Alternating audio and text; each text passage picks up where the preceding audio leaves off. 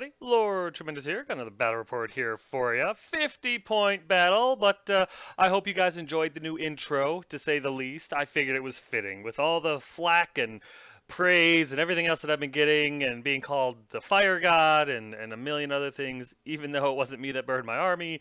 I figured, what the hell? I'll roll with it. So that's my new intro. If you like it, great. If not, well, then you might want to fast forward past the first 20 seconds of my videos from now on. But yeah, that's out of the way. So here we go. Here's a 50-point battle, number 6 War Machine Battle Reports. Tis I, Lord Tremendous of Cygnar, versus Demonic Orchard, or Lonehammer, however you choose to see or remember him, of the Protectorate. And this is a great game. This is what I was really looking forward to. Lonehammer is an old friend, well, becoming an old friend now. Met him through the game that shall not be named, and we had a lot of fun. Went to a GT together. He won it. I'm just saying, you know, not to name drop or anything like that, but I rub shoulders with GT winners. Just throwing it out there. And yeah, he's given up on that old game as well. So now we're playing a little War Mahords here, and he has a Protectorate list, and he drove all the way over to Dallas to come play with me. And as you can see, we played with each other, and it's going to be glorious. So sit back, relax, and get ready to see how this one goes. Are you ready for a war? Here's what I'm bringing, and as you can see, I have a lot of jacks. Yeah, I really stupid like jacks. And this is not a scenario game or anything like that. We're still playing Kill the Caster, just simply because I'm still learning, he's still learning. We wanted to just have a straight up punch each other in the face game, and so we did. I'm bringing Captain Jeremiah Cray. I just like the idea of giving my jacks the cavalry and light cavalry rules. Wanted to try it out. I'm still learning. I have the models. It was a reason to buy more models, which is always a good thing. And so here we go. I've got Captain Jeremiah Cray. He gives all heavy warjacks in his battle group the cavalry rule. And what that means is when he charges things, he does impact hits. 2d6 plus his strength of the heavy warjack, and you can do multiple impact hits. It really is effective against like infantry and stuff, but I like the idea of my big heavy warjack charging through a whole bunch of infantry in order to slam into another jack, do an impact hit to him, and then beat him to death with his hands or weapons or whatever. So I just thought that would be cool, and Captain Craig gives him that ability.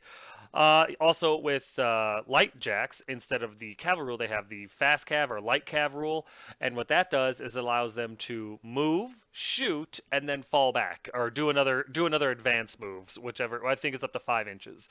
So that's really cool too, because I like my jacks moving up, shooting, and then not getting countercharged. You know, it's kind of neat. So yeah, I decided to give that a shot, and because of that, I have 3 jacks attached to Mr. Cray. I have my Thunderhead, which is a new acquisition for me, and I really like the model. And I'll let you know right now, I really like the model. And then I have a Charger and a Sentinel attached to him. The Charger because he auto boosts the damage roll if you boost his to hit roll, which is nice. It makes him a lot more focused efficient, and he's got 2 shots with it. So for 3 focus, he can have 2 boosted shots at POW 12. He has a good chance of doing a little bit of damage, and then he can fall back, and that's a huge bonus. And then I have the Sentinel, and I like him because if he's within 2 inches of a target, he can declare like a shield wall or something like that, and basically he becomes the target of the shot instead, and it automatically hits him, and he just hopefully with his arm 18 be able to soak it up. Plus, he's got this ability called Strafe, which gives him D6 shots instead of just 1, which again is really good for clearing infantry and stuff like that. He's only POW 10, so he's not going to do a whole lot to jacks, but whatever. And then of course I have my Squire because I like having +2 range. Then I brought Captain Arlen Strangeways, and I did this because I like the fact that he's got a spray 8, as you saw from a previous battle report. Sprays can be very effective, and I wanted the ability to not only give a Jack the plus, if a Jack has no focus on him, he can do his star action and give them a focus, which is huge, especially if you have a Warjack attached to a Jack Marshal, which I'll get to in a second. And he can also repair him. I wanted to have a mechanic on the table just to see if I would actually use that or not. Then I have my Journeyman Warcaster, my baby caster, who has a Hammersmith and a Sentinel attached to him. That's right, I'm up to 5 Jacks. The Hammersmith just because I like him, and the Sentinel because having 2 of them running around with, 6 shots each, well, D6 shots each, is great, especially considering I don't have a whole lot of infantry in this army, and when I run into infantry-heavy armies, I'll need to deal with them somehow. And then I have my gun mages, my Arcane Tempest gun mages. With them is an Arcane Tempest gun mage officer who is a field jack, and so I put my defender on him. And I did this because when the defender shoots, since he's attached to the gun mage officer, he can choose one of 4 shots or one of 3 different types of shots to bolster his already impressive shot. He can give him +4 range. He can give him critical boosted damage, which I believe means if you roll doubles, if you crit when you roll to hit, which is any doubles, you throw an extra power dice. It's already boosted, which considering he's POW 15 on his weapon is really impressive. Or he could do damage and knock you back D3 inches. So it's one of those 3 shots you get to choose from. Gives him a lot, but really it's the fact that I have a POW 15 shot that is potentially 20-inch range. That's precision assassination. Plus, since he's part of the unit and everything now, because he's attached to the gun mage, he's got True Sight, which lets him basically ignore stealth, camouflage, concealment. So all that crap, all those stealth models that are 20 inches, in his front arc and stuff like that, the little infantry special character bastards, yeah, they're free points. So I like this guy. I like him a lot. Here's Demonic's list, and as you can see, he's got some jacks and stuff like that. He's got, well, I don't think these are jacks, just the one Repenter, and then he's got the Avatar of Menoth, and this is just a cool model. I don't know a whole lot about it. I just know I fought one once. That's it, and it was this game. He's got a Covenant of Menoth. He's got Exemplars. He's got an Attendant Priest, and I honestly don't remember everything those guys do. And then he brought a lot of hired guns. He's got Eris, this mage hunter. She's really good at taking down jacks, disrupting them, stuff like that. In fact, if she just hits it with a certain shot, she can just immediately do 3 points of damage to any row of the jack's damage chart as she chooses. Then he's got Rupert Carvalho, the Piper of Ord, and he gives a unit like the ability to not be hurt, gives them toughness, stuff like that. And he's got this little Gorman de Wolf guy who basically his claim to fame is he throws a little smoke bomb and makes it so that you can't hit anything that is in it or gives him concealment and stuff like that. He's basically mobile cover. Then, of course, he's got Krios, High Exemplar Krios. That's his Warcaster. He's got a Choir of Menoth and a bunch of Holy Zealots. And then he's got a Monolith Bearer, basically the big cross guy. He's got Nika, the Tear of Vengeance, and that's just some Flame Guard solo character. And I think she's just an assassination character. I think she runs down because she's got like stealth and stuff. She runs down the side and tries to take out your caster. And then he's got a Revenger. He's also got an Attendant Priest, an Exemplar, Errant, Officer, and Standard, which apparently go with the Protectorate unit there. He's got a Repenter, some Knights Exemplar, and a Vassal of Menoth. Here's deployment, and for the most part, you're looking at all the fun we have. Basically, my idea here was I throw the 6 jacks in front and dare him to come forward. Yeah, that was it. The gun mages are slightly behind because with 14-inch range, they don't need to be that close, and really their job is to keep the officer alive so that the defender has, his abilities and stuff like that, and he can do like one boosted or attack or up to damage or stuff like that. Like I said, really it's the jacks that are going to do the work, and the living things are in the back behind them hoping not to get killed. There was really all it was. I know he's coming at me. I know I can stand back and shoot and do a bunch of damage. Hopefully, I do know that he's got the ability to make it so I can't shoot certain things, but anything I can shoot, I'm going to, and hopefully kill it. Here's Demonic's right flank, which just consists of that little elf Eris or whatever, and I believe you can kind of see his Avatar of Menoth. Yep, right there on the other side of the rock. And here's his center, which consists of a whole bunch of stuff. I believe Krios is the guy in the back left there with the Morning Star and the focus behind him. That's his Warcaster. And in front of him is that choir group that makes it so that you can't hurt like certain jacks, or they get +2 to damage and attack and stuff like that. It's a little crazy. And then he's got a unit of the great sword wielding guys in the back there. They're kind of hard to see behind the jacks. They've got for everyone that you kill, the rest of them get +1 strength and defense, which doesn't make a whole lot of sense, but it is what it is. Then he's got a little redeemer and whatever the little shield guy is. He's hard to hurt. And then he's got that little group to the right there is his hand grenade guys. They run up and throw Molotov cocktails and everything, set it on fire.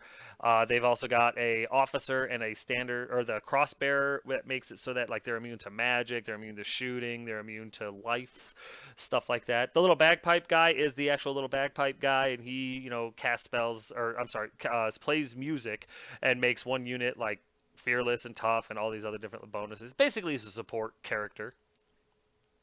And here's his left flank with the little assassin guy in the front right there, the solo character that's stealthed. Here's my right flank from right to left. There's my charger, there's my hammersmith, there's my Sentinel 1, that's the one attached to Baby Jack. The painted Sentinel right next to him is attached to my main Warcaster, and I know that the gun and the shield are on the wrong arms. I screwed up when I was putting them together. And then on the left there is my Defender. Behind them, the guy that looks like the bagpipe guy, that's a proxy model for the captain, the guy that repairs stuff. On the right there, the black model there is my baby caster, and in the back left there is my squire. And here's the center. From right to left, there's my defender again. There's my Cray, my warcaster. There's my Thunderhead, the big metal bastard in the middle there. And I know his hand is supposed to be facing down, but I thought that looked kind of dumb, so I kind of tweaked it so it looked like he was either going to slap somebody or he's waving, high, or either way, I thought it looked cooler than, his hand down like he was going to fall down or something.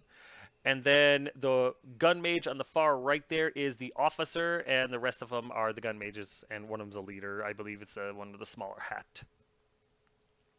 So my opponent goes first. Demonic Orchard goes first, and his stuff comes forward. He does cast a couple of little buff spells or whatever, but it's not a big deal. The real important part is that crazy-ass little solo character makes it more than halfway across the board with her sprinting run thing she does. And she gets across the table pretty fast. The rest of his stuff moves up kind of cautiously because he knows he's advancing into a gun line. So we start off and do my turn, and my charger moves up, shoots at a couple of the hand grenade guys, and they're tough because the little bagpipe wielding bastard in the back there made them tough, and I am only able to knock down 2 of them because they were tough. And then I fell back. My sentinel moved up, killed a couple of them, and that I think maybe knocked down 1 of them. It's not a huge big deal, but the unit is slowly being diminished, and that was kind of neat. And then over here, my defender, since he's got true sight, can see stealth, fires at Eris, the little mage chick or whatever, and literally does like 18 points of damage or something absolutely ridiculous. And murder death kills her, and that was glorious. So here's what it looks like at the end of my turn 1. As you can see, I advanced somewhat. My defender is kind of out there, so I put Arcane Shield on him. The rest of my stuff just kind of advanced up. My gun mages started shifting over to the right simply because I wanted to take out that character with stealth before he got around and started attacking anything else, because I just didn't know what he was capable of. So that's why it looks all jumbled up in the back there. Other than that, nothing really worthy of reporting. Here's what the turn looks like at the end of Demonic's turn 2. Nothing really exponential happened. His grenade guys are immune to everything due to a mini feat, some buffs, and a bagpipe dude. So basically anything short of the table being flipped, these guys aren't going to be damaged by it. His sword character flies away, seeing the gun mages with true sight getting near her. She ran away, which was smart.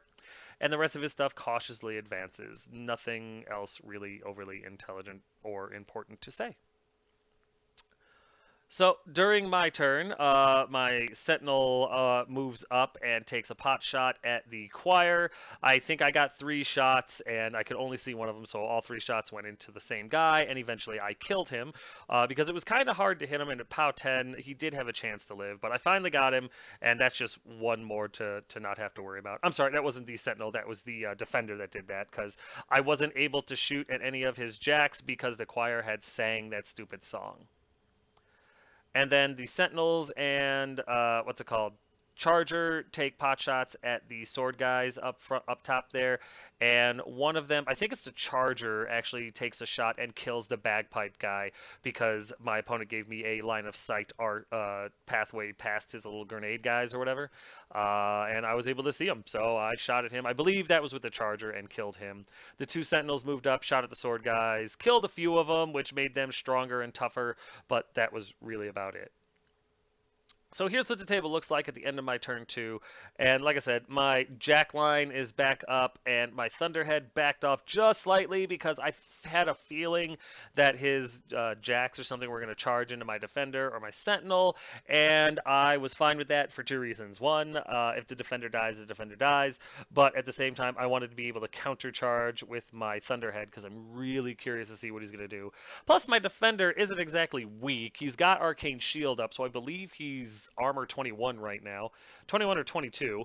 Both of my Sentinels have a decent amount of armor at 18. The Hammersmith would love the opportunity to beat some heads in, and of course the Charger is, well, expendable. Then I had my Gun Mages and stuff in the back. Their whole purpose was to just keep the Gun Mage officer within 9 of his jack, and that was it. Cray backs off. Everybody just kind of backs off a little bit because honestly, I don't know exactly. I have an idea what these guys can do, but I'm still learning. This is only the second time I've ever faced them. So we go into Demonic's turn, and of course his hand grenade guys come running up, and they start chucking orbs into my 2 casters. They shoot at the Hammersmith and at the Charger. The mistake that Demonic made, and he realized it after the fact, he's still very new to this game, just like me. In fact, I think I'm the experienced player here in this game. He forgets to move up another character and grant them something that makes it so that every time one of the little grenades hit, it causes you to set on fire. They have critical continuous fire, which means on a double to hit, if it does hit, it sets you on fire. He did not roll any crits. So due to some poor rolling on his part and extreme luck on mine, my Charger ended up taking about 3 wounds, and my Hammersmith ended up taking about 4 wounds. Neither of them are currently on fire. But that's it for Demonic's turn. The rest of his stuff kind of moves up a little bit. The sword-wielding psychopath starts making his way back around to try to get an angle at my caster without getting shot to pieces by my gun mages. His avatar of psychosis or whatever starts moving up, trying to, or what, an avatar of Menoth starts moving up. I feel like he's baiting me, and don't get me wrong, I'm all for taking the bait. It just kind of threw me off a little bit. I'm like, I wonder why he's doing that. So I didn't know what he was going to do, and to be perfectly honest, I don't mind losing, so I will charge things if I have the opportunity just to see what it can do. But, I wanted to see, it was just one of those things. It's kind of neat because we're just playing to learn right now. We're not playing for any more than the $5,000 that we had bet on this game. Other than that, though, like I said, the rest of his infantry and stuff just kind of move up cautiously and get ready for my turn. Speaking of which, we go into my turn, and I make a tactical decision to, instead of charging this thing like I probably should have, my, my defender decided to shoot at him with his cannon. I like my guns, what can I tell you? And I hit him very solid, but I don't do a whole lot of damage. I kind of flub my roll a little bit, and I think I end up doing 4 damage, or 4 wounds to his 6. Not even enough to block it all out. It was a very poor choice, but hindsight's 2020. Then over here, my Thunderhead says, screw all this noise, runs up, charges the avatar, and makes it with about an inch to spare, which was awesome. and I forget to do his impact hit because I'm an idiot. But demonic was very cool. It was after combat and everything like that. Like, oh, I forgot to do my impact hit, and he's like, well, go ahead. And I rolled so poorly, I didn't even get past the avatar's armor. So that was nice of him. But with all the extra attacks and all the different damage that I did, I was able to not only beat this thing into about 7 or 8 wounds left, but I was also able to disrupt him because of his shock fists and everything. I rolled a crit. So that was really cool. The Avatar got the poop beat out of him. He's hurting pretty bad. I think he's still got his right arm and movement, but that's about it. Maybe his cortex, but I think his left arm is destroyed. Or, crippled anyway. And very, very pleased with the Thunderhead because I was rolling average for damage. So if I had been rolling out of the box, that whole card might be filled up. And honestly, I just really like the way it looks. Then over here, after my Sentinels open up on the grenade guys, taking out about 5 of them, maybe 6, the Hammersmith charges into them and just does as many attacks. I think he got like 5 attacks, killing 3 or 4. The grenade guys, of course, tough out and they don't panic or anything like that. But there's only 3 left. I am able with the Charger or one of the Sentinels, I don't remember which. I am able to kill the Crossbearer, the Officer, and a bunch of the other little hand grenade guys. There's 3 left, and I feel pretty good about that. So here's what the turn looks like at the end of 3. My Charger is up there. I'm sorry, my Charger is back on the right there because after shooting up the cross bearer or something like that, he fell back. One of my Sentinels came up and shot at the choir guys. I killed 1 more, but there's still 2, which is a pain in the ass. My other Sentinel moved, and he was one of the ones that shot at the hand grenade guys. The defender, of course, shot. The gun mages shot where they could. Didn't really do a whole lot. And everything else is just kind of positioning for counter charges and hopes and stuff like that. I did move Krios up a little bit to take a pot shot at the grenade guys, and I really wish I hadn't done that. So we go into Demonic's turn, and the first thing that he does is he moves up his Warcaster Krios, and he feats. When Krios feats, he does a whole bunch of cool stuff, but he also knocks down everything in his command range, which blows. Luckily for me, my Warcaster can't be knocked down. That's just a special rule of his. But everything else you see there is knocked down. My Hammersmith, my Sentinel, my Thunderhead, my Defender, my Captain Arlen Strangeways, my other Sentinel, and my Babycaster. Everybody falls on their ass, and that's really bad because when you're on the ground, your defense goes to 5, which is super easy to hit. Yeah. So the first thing that happens is his avatar, now that he's no longer having to worry about being in combat with my Thunderhead, who is on his ass, charges the defender and rips off his left arm. Just tears off his gun, and it is now crippled. He does a little bit extra damage on my right arm, but not enough to rip it off as well. But he didn't charge. I'm sorry, he didn't charge. He moved forward because he was disrupted. He had no focus. But yeah, with his normal attacks and stuff like that, he was able to do moderate damage. It would have been a lot worse had everything been fully, working and everything like that. But yeah, that was a son of a gun. And then over here, his other Jack runs up to my Sentinel and just beats it half to death. I think I end up losing my right arm here, which is my chain gun. Then over here, the 3 little hand grenaders, now that they don't have to worry about the Hammersmith doing anything to them, run up and throw a bunch of their grenades at Cray. And I think they end up doing about 8 points of damage to him and set him on fire, which is super bad. And they also, I'm sorry, I missed it, but they also were able to not hurt my Sentinel, but they were able to set him on fire. So that sucks. Then over here, his great sword wielding psychopaths that get stronger the more of them they're dead beat my Hammersmith to death. He has some sort of buff spell on him, but with all their attacks and everything like that, with little psychopath chick, as you can see, she made it over there. My Hammersmith gets carved to pieces and is destroyed, which is sad, but that was well played. What can you do? Then over here, for no other reason other than spite, his little flamethrower guy with nothing else to do spits fire all over my downed Thunderhead.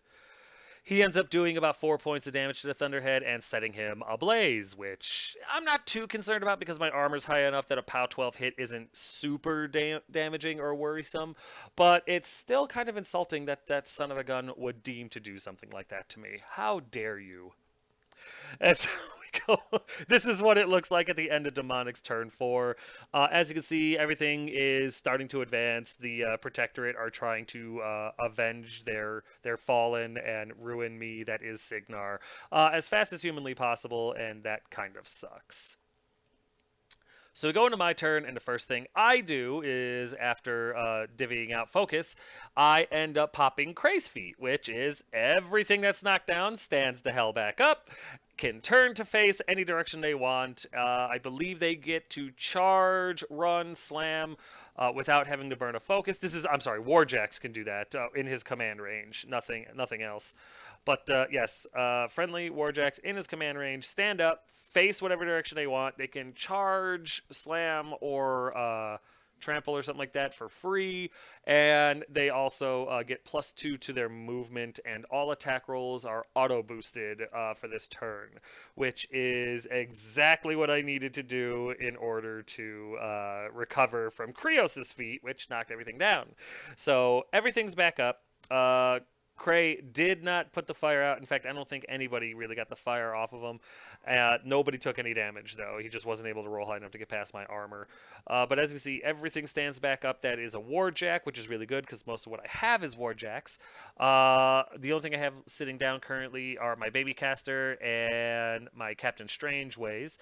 Everyone else is up and ready to kick some ass.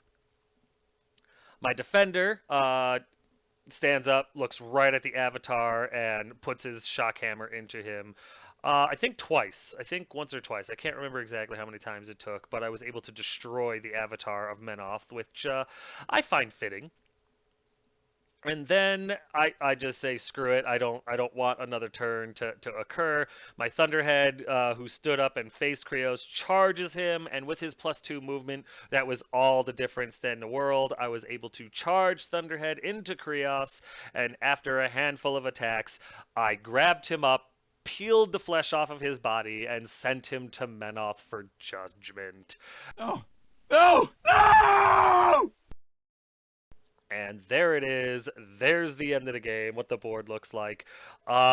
Really, this was the first game I'd ever won. I had no idea it was going to happen. I thought I was going to lose in deployment, but I really do like the 6 jacks. I'm also very well aware that once I start playing scenarios, which I do start playing a couple of games after this, I'll just let you know.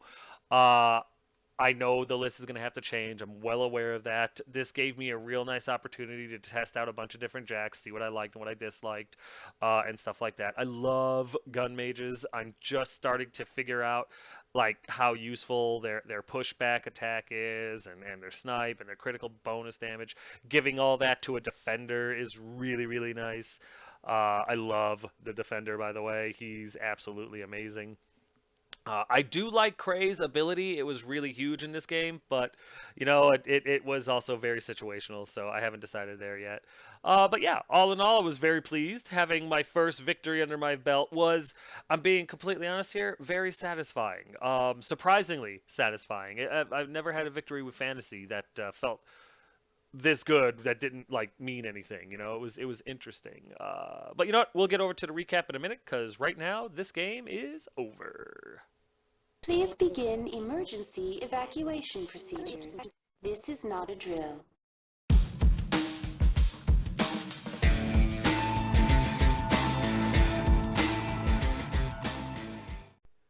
Hey guys and gals, all you Wargamer nuts. Right here, we've got an ad for Token Gal. She makes tokens for every game system, every possible requirement, every need. If it's a war game, if it's a tabletop game, if it's a board game, if it's a card game, if you need tokens, wound counters, spell counters, afflictions, hexes, augments, anything at all, send her an email. Tell her what you need. Hell, if you want certain pictures put on there, tell her what pictures you're looking for. Not only will she find it and make it, but she will charge you, really, really fair prices. And I mean really fair. Don't take my word for it, though. Send her an email. Tell her what you need. Get yourself some tokens. You're not going to regret it. And tell her Tremendous sent you.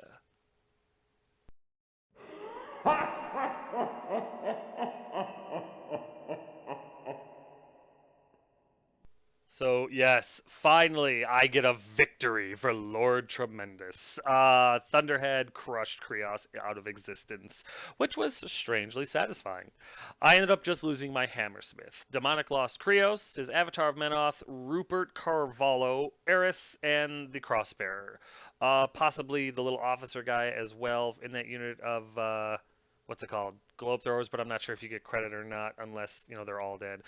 He lost the standard guy too in that unit, if there was one. I can't remember. But that's neither here nor there. Whatever. The defender attached to the gun mage officer is a long-range murder bot. Being able to shoot 20 inches, in a 180 arc at anything stealth, especially with the way, solo characters like to have stealth and people feel that you're going to be safe the entire time, that was huge. I'm well aware that a experienced player is going to know this and not be anywhere close to my defender, but I don't play a whole lot of experienced people right now. A lot of us are just getting into it, so I feel like I have a huge advantage. And at POW 15, especially with Captain Arlen Strangeways giving me a focus, I can not only use the Jack Marshall's ability to let him boost, his to hit roll, but I can then use the focus to boost his damage roll, and that's something else. Let me tell you, 3d6 plus 15 will destroy most solo characters. So yes, attaching the defender onto the gun mage officer, I believe, is a good choice. We'll find out if I'm right later on.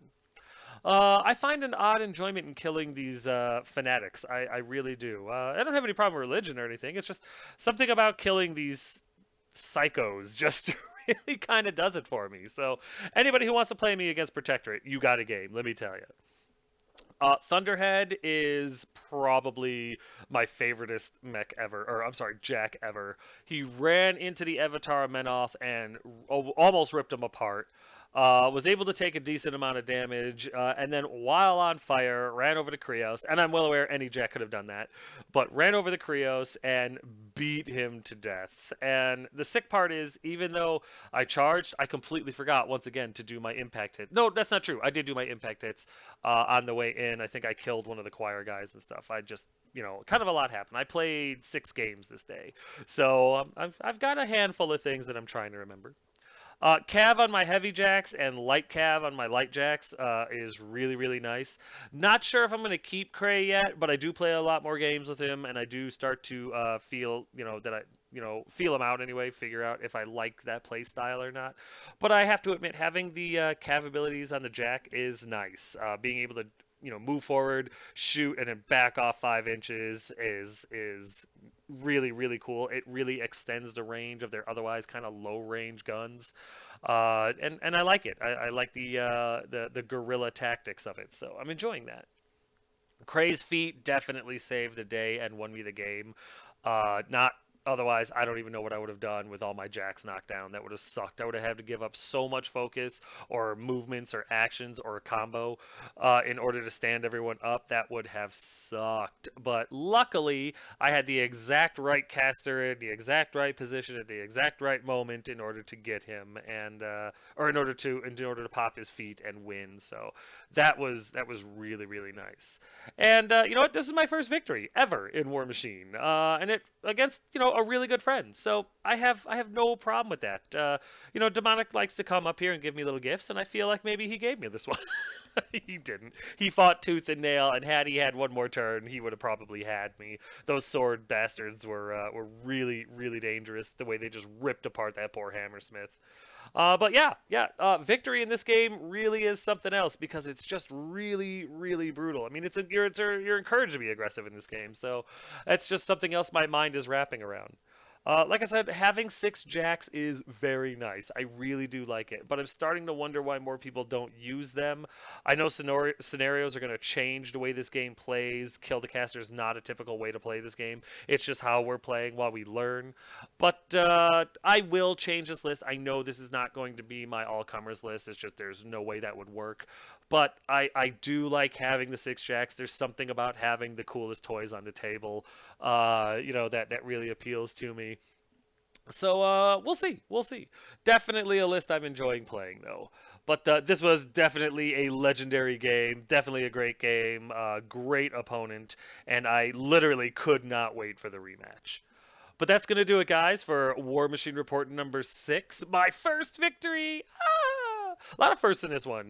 New intro and a first victory. My first game against Demonic. This was a lot of fun. This was definitely a lot of fun. I hope you guys enjoyed it as much as I did. If you didn't, feel free to put any comments, questions, concerns, or complaints into the comment section below, and I will get back to you as quick as I can. But yeah, guys, thanks.